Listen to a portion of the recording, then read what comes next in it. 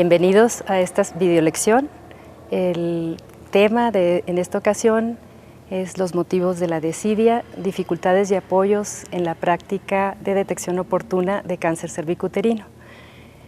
Mi nombre es Patricia Aranda y en esta ocasión vamos a tratar un tema que tiene que ver con los elementos socioculturales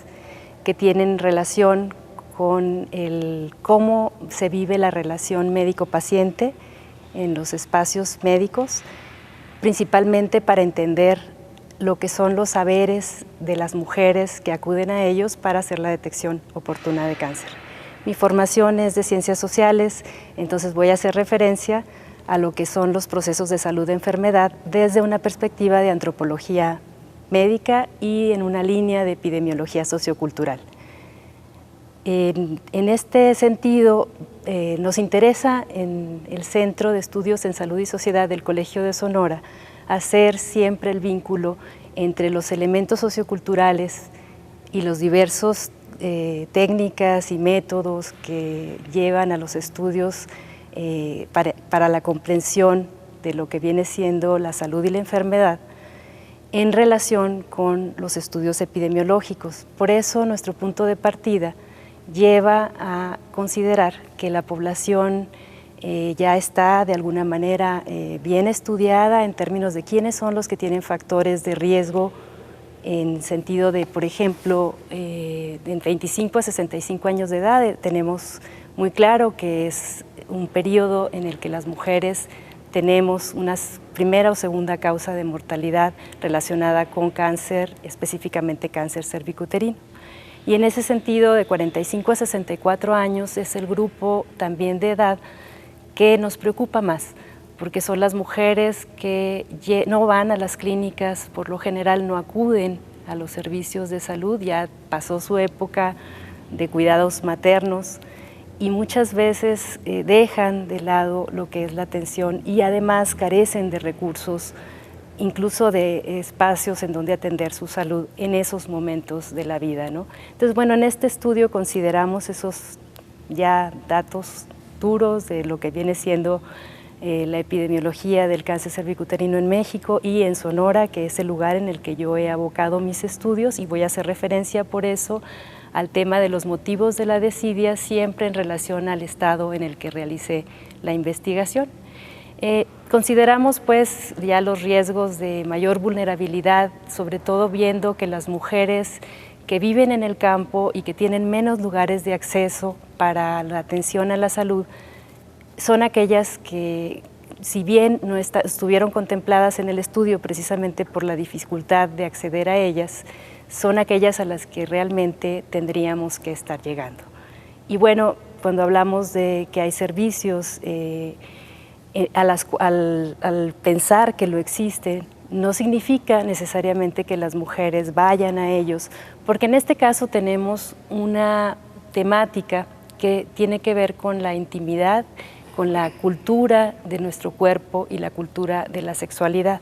Los dos elementos se conjugan para que las mujeres realmente tengamos una serie de problemáticas y los hombres también en relación a lo que es la búsqueda de una detección oportuna de cáncer cervicuterino. Y bueno, como pueden ver en las diapositivas, podemos también saber que sobre este tema se ha estudiado de diversas maneras. Ha habido estudios cualitativos y estudios cuantitativos que buscan conocer ya sea la satisfacción de las mujeres en los centros de salud o bien las barreras que reportan ya los estudios socioculturales. Este estudio al que yo voy a hacer referencia alude a dos conceptos principales y a una noción de la enfermedad que no deja en el individuo nada más las causas de sus prácticas, sino más bien trata de establecer los vínculos entre las estructuras, las instituciones y el cómo los programas se van bajando hacia lo que viene siendo también las redes de las familias, de los amigos, del trabajo y finalmente las personas que queremos que vayan a nuestros centros a tener una práctica de detección de manera oportuna.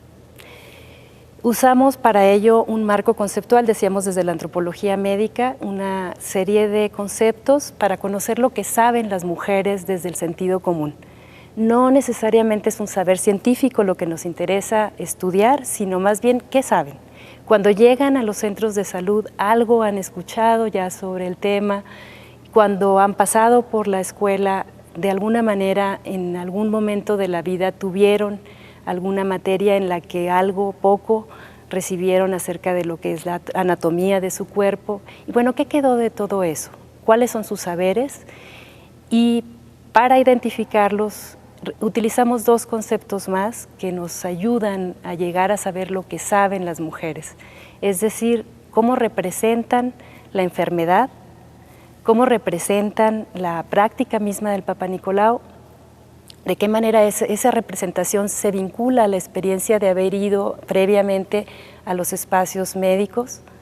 y en ese sentido también las prácticas mismas que se dan en las instituciones y que tienen las mujeres cuando llegan a ellas y antes de llegar a ellas. Es todo un proceso del cual muchas veces siempre tenemos que tomar solamente una porción para nuestros estudios,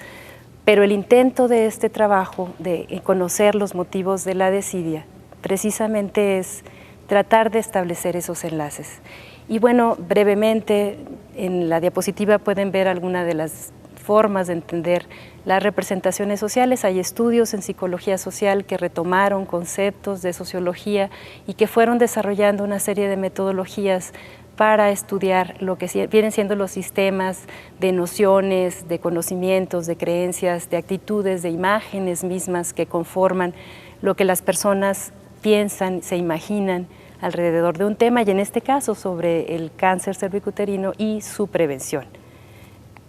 En cuanto a prácticas sociales, nos vamos a referir a varias cosas, entre ellas el trabajo incluyó 2 meses en cada clínica, es decir, 4 en total, de observación diaria de lo que las enfermeras, en el caso de la institución en la que yo trabajé, es una institución de seguridad social que es atendida en el consultorio de medicina preventiva para la atención de cáncer cervicuterino por personal de enfermería. Entonces, básicamente me refiero a la relación enfermera-mujer. El primer tema interesante que encontré en ese sentido es que toda la literatura pues, se refiere a relación médico-paciente, y en este caso pues ni son médicos ni son necesariamente pacientes quienes están en los servicios de salud recibiendo un servicio de detección oportuna. Y bueno, hay una reflexión interesante de retomar posteriormente sobre los sujetos que se encuentran vinculados en estas acciones, en estas prácticas, que a la vez se reflejan en una serie de elementos que fueron las que hay que considerar, como las rutinas, algo tan sencillo como cuáles son nuestras rutinas. Se ha estudiado en ciencias sociales todo lo que conllevan el establecimiento de ciertas formas de hacer las cosas y cómo repetidas cada día se convierten a su vez en procesos de enseñanza-aprendizaje. De manera que en las clínicas las prácticas sociales se reflejan a través de conductas, acciones, de relaciones entre quienes están dando el servicio y quienes van por él, ¿no? Bueno, el estudio considera entonces los saberes de las mujeres como eje principal, pero también hace referencia a cómo se vive en las clínicas de seguridad social estas rutinas y prácticas institucionales y cómo se lleva a cabo la relación principalmente del personal enfermera-mujer, retomando de lado también lo que son otros personajes que están fundamentalmente en relación con el tema. Los médicos son, por supuesto, en los consultorios un elemento indispensable, pero que en el caso de este estudio me enfocaré básicamente a hablar de lo que sucede con la mirada puesta desde lo que es el consultorio de medicina preventiva. Entonces, en ese caso, lo que se hizo fue tratar de considerar por qué las mujeres que van a consulta no necesariamente acuden a las pruebas de detección oportuna de cáncer. Y bien, si van, primero que nada, conocer su práctica, qué tan seguido van. ¿Qué tan seguido van? No es nada más ver si se parece o no a lo que la norma dice de cómo debiéramos ir, sino bueno, conocer cómo en el día a día las mujeres van y accesan al servicio para tener una práctica de detección oportuna. Y en ese sentido, Se muestreó primero una población de 100 personas y a ellas, de acuerdo con los registros del personal de enfermería, se les tipificó por el tipo de práctica. Y bueno, dijimos, hay algunas que tienen una práctica regular, y por regular entenderemos lo que la normatividad nos dice, es decir, dentro de los 3 años que se establece como un periodo que es después de que tienes 2 pruebas en las cuales hay un resultado negativo, puedes poder alargar el tiempo hasta 3 años para poderla realizar. Y esto en base a estudios en otros países y demás. Pero bueno, hay mujeres que van la primera vez y que nos toca acompañarlas, o bien hay mujeres que alargan esos periodos entre una prueba y otra, y por supuesto están las mujeres que van a la clínica pero nunca se hacen una prueba, al menos no ahí, y no se hacen la prueba en otros lugares necesariamente, ¿no? A estas mujeres teníamos que encontrarlas a través de las asistentes que en los consultorios de medicina juegan un papel muy importante que a veces no se valora y que pueden ser realmente un puente, una conexión con aquellas mujeres que no se han hecho la prueba de Papá Nicolau. Y bueno, finalmente de esa muestra de 100 personas y de una tipificación de las prácticas, hicimos un seguimiento en los hogares, tratando de entender qué saben las mujeres. Y bueno, unos ejemplos los pueden encontrar en las láminas en donde se habla de los saberes sobre cáncer cervicuterino, y encontraremos ahí que está muy presente la información sobre higiene, sobre relaciones sexuales de alguna manera, pero el nexo no está claro. Se sabe también que algo tiene que ver el fumar, se sabe que hay alguna relación con, por ejemplo, cuidados en el posparto, una visión un poco mecánica también de que eso puede hacer daño, y en ese sentido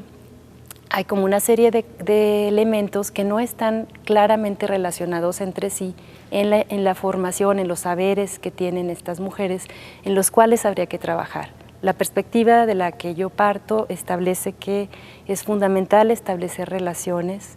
y en los saberes los elementos que están desagregados son algunos elementos que los estudios o las personas que se encargan de lo que viene siendo la educación para la salud y la difusión de la información para la salud, pues se podrían considerar para poder enfatizar en los mensajes al respecto, ¿no?